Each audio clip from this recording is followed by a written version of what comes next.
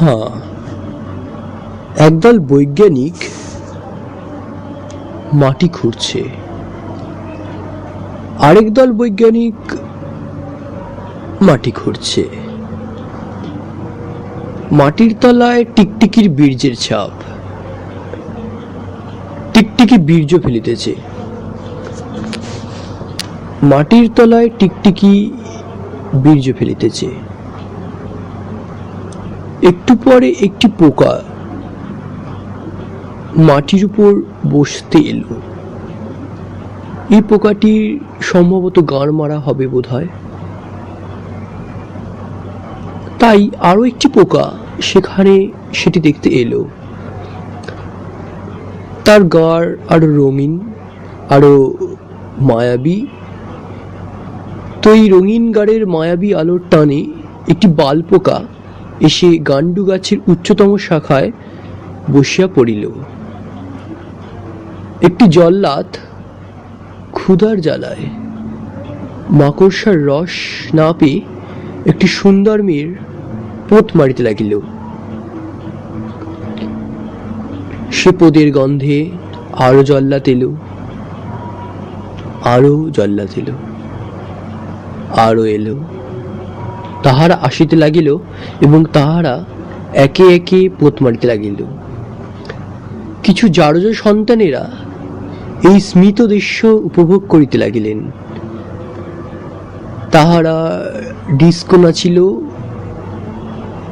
এবং তাহারা ডিস্কো নাচিতেই লাগিল। তাদের মধ্যে কেউ পোত মারিবার দৃশ্যে পুলকিত যৌন শোক উপলব্ধি করিল এবং সেই উপলব্ধি করার পর নিজ দণ্ডকে বাঁকা আপন হাতে উত্তপ্ত করিতে লাগিলেন। এদিকে পোত মারবার সময় মেয়েটির মুখে বাঁচাও বাঁচাও শব্দে চারিদিকে উচ্চারিত হতে লাগিল। কয়েকটি ধর্মীয় নাগরিক ধর্ম ভুলে গিয়ে অধর্মের বিভীষিকাময় পোত মারা কানে আঙুল দিয়ে দেখিতে লাগিলেন। তিনটি পোকা সে মারামারি স্থানের নিকট ছিল। বাল পোকাটি বুঝিতে পারিলেন না কেন কিছু গান্ডু নাগরিক এরূপে বিরূপিত পিতৃত্বের দোহাই দিয়ে মেয়েটি জঠরে নিজেদের ক্রমাগত বীর্য ফেলিতেছে। একটি পোকা আরেকটি পোকাকে বলিল, দেখো বাঞ্চতগুলো চোদন লীলা করিতেছে, একটি করে বাঞ্চত আসিতেছে, খুলিতেছে আর মারিতেছে গাঁড়। মেয়েটির অনাবৃত বুকের দুলুনি দেখিয়া অনেকের অন্যায় দণ্ড সঞ্জীবনীর মতো সোজা করিবার প্রয়াস করিতেছে। একটি ধর্মীয় বাঞ্চত সেই জল্লাদের কাছে গিয়ে কিছু টাকা দিয়ে বলিল, তোমাদের কাজ হলে আমি কাজ শুরু করিব। পোকাগুলি দেখিতে লাগিল, তাহারা দেখিতেছে, তাহারা দেখিতেছে। এই চুটিয়া ধর্মীয় গান্ডু নাগরিক এক টানে কতগুলি ফাঁস খুলিয়া নিজ ধুতি গুটিয়া ফেলিলেন। ক্লান্ত মেয়েটির পোত মারা হচ্ছে খুব উৎকণ্ঠা এবং নিষ্ঠার সঙ্গে। একটি মনুষ্য সেখান দিয়ে যাইতেছিল। যাইতে যাইতে দেখিতে পাইলেন কয়েকটি পোকা নীরবে মেয়েটির উলঙ্গ দেহে তাপে রক্তে ঘোরাঘুরি করিতেছে। সারা গ্রামময়, সারা গ্রামের মনুষ্য অমনুষ্যগুলি খেয়েছিল, চুষেছিল, চেটেছিল, গরম শিক ঢুকিয়ে ফালা ফালা করে দিয়েছিল মেয়েটির স্থাপত্য শিল্প কারুকার্যকে। রুগ্ন খরা দুর্ভিক্ষরূপী এই মেয়েটির বেদনা বুঝে একটি মনুষ্য ভগবান আসিল এবং মেয়েটির সেবা করিলেন। মানুষটিকে শুনতে হতো কিছু গান্ডু নাগরিকের কাছে মেয়েটির আধখাওয়া আপলের মতো জীবন বৃত্তান্ত।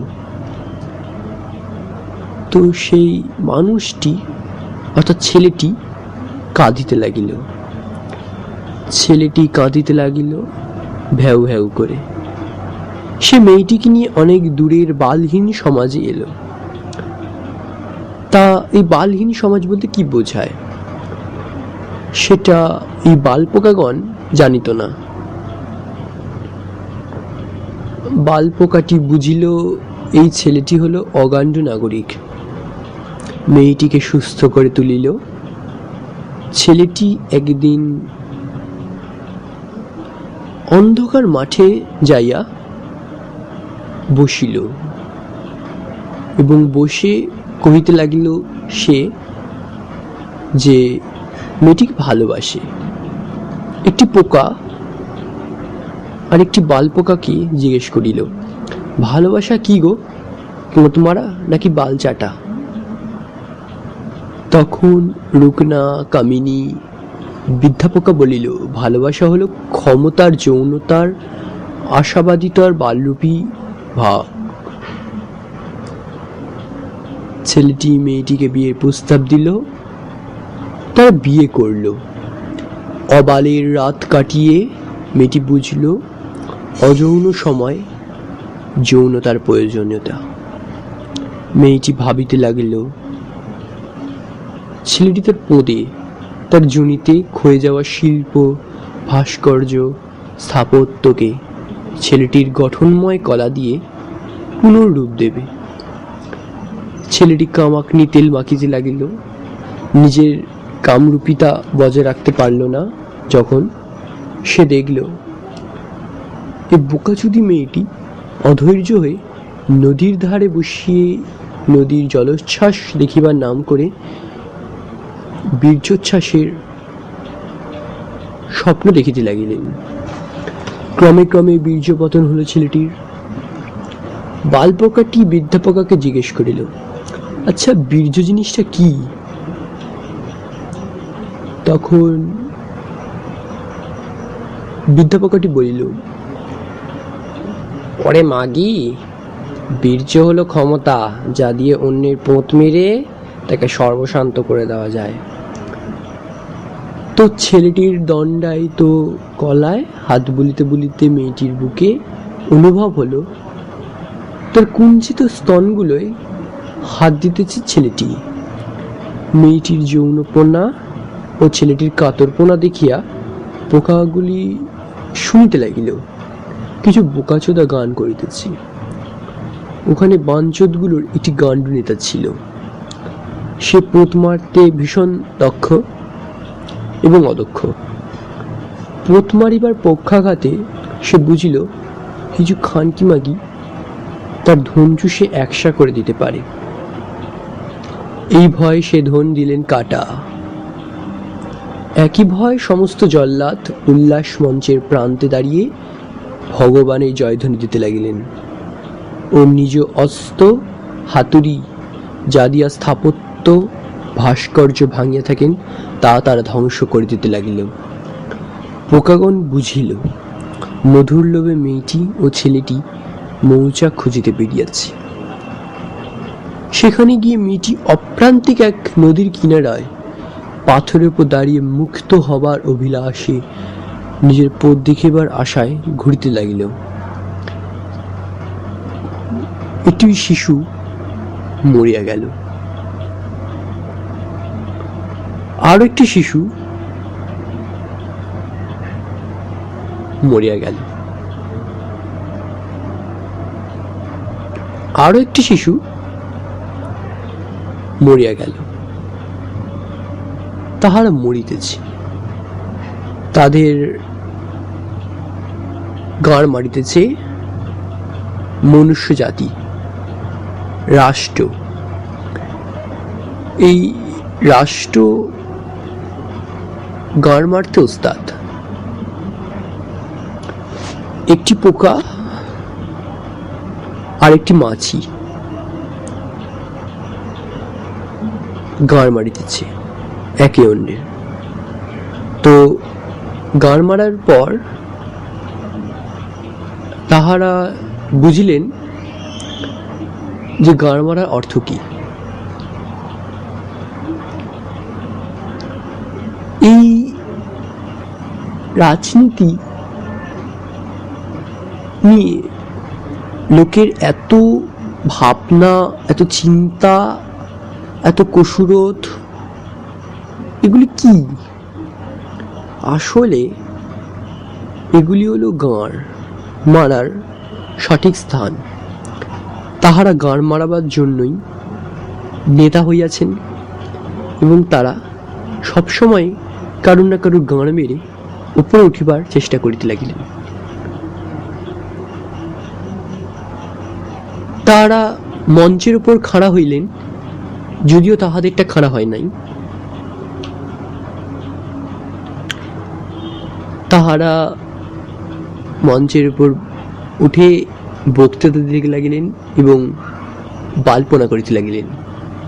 এই বালপনাগুলি কেউ কেউ ভিডিও রূপে তুলিতে লাগিলেন এবং সেগুলি আমাদের মতো কিছু নাগরিকদের কাছে পেশ করিবার জন্য তাহা টেলিভিশনে বারবার প্রচার করিতে লাগিলেন এবং নিজেরা মোটা টাকা ইনকাম করতে লাগিলেন। তো এই বিধানসভা, এই লোকসভা, এই রাজ্যসভা, এই জাতিসংঘ সবাই একে অন্যের গাঁড় মারে। তাহারা সেখানে বিষ্ঠা মাখে, তারা সেখানে ফুকুত ফুকুত শব্দে হাগে, মস্ত বড় সোফা আর চেয়ারে বসে। সেখানেই তারা পোত মোছে আর পোত মুছে যায় সারাদিন। তাদের পোতগুলি হলুদ হলুদ গুয়ে ভরা, তাদের মুখগুলিও কাদা পাঁকে ভরা, তবু তাদের লজ্জা নেই। তাহারা একে একে সভাকক্ষে গিয়া বসিয়া বসিয়া কিভাবে অন্যের গান মারিয়া নিজেদের আসন লইয়া যায় লাগিলেন এবং একবার এক বক্তৃতা দিতে লাগিলেন নিজেদের সুসমালোচনায়। একটি পোকা মরিয়া গেল, একটি শিশু মরিয়া গেল, তাহারা দুগ্ধ পায় নাই, তাহারা আশ্রয় পায় নাই।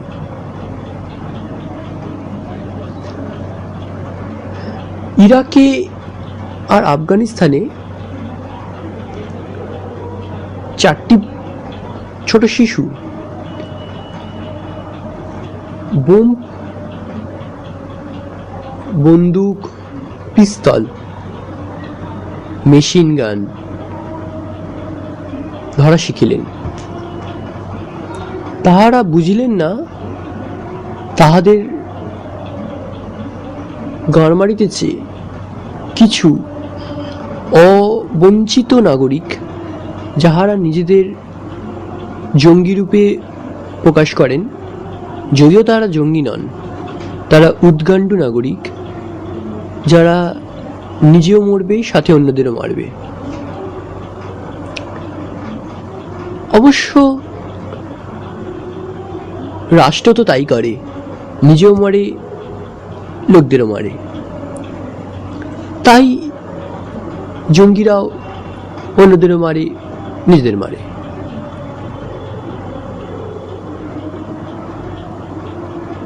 কোনো কোনো বাঞ্চোত হাততালি দিতে লাগিলেন, কেউ কেউ বালপনা করিতে লাগিলেন, এসব বলিতে লাগিলেন। শিশুগুলি মরিয়া গেল, তাহাদের কেউ খোঁজ রাখে না, তাহাদের পিতা মাতা কোথায় সেটাও তাহারা জানে না। তাহারা মরিয়া গেল।